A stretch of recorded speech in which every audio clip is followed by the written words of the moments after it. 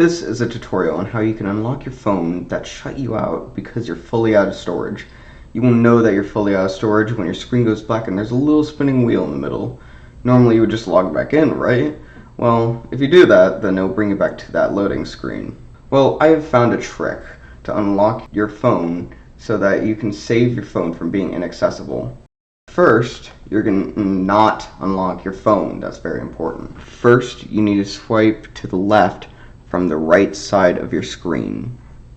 This will bring you to the camera app, or just find any way to get to the camera app. Next, in the left bottom hand side of your screen, you will click, this is where all your photos go. You click the All Photos button in the top right hand corner.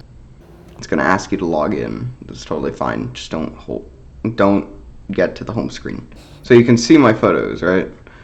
All these nice photos, a few videos too. You will have to delete one of them.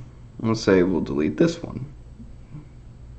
So this is not fully deleting it, and we do not have to fully delete it for it to work. Sometimes, if it does not work, if this trick does not work, just fully delete it. You have to go to the album, swipe down to the bottom, and then permanently delete it. Delete photo. And then, if you just go to your home screen, then you're in.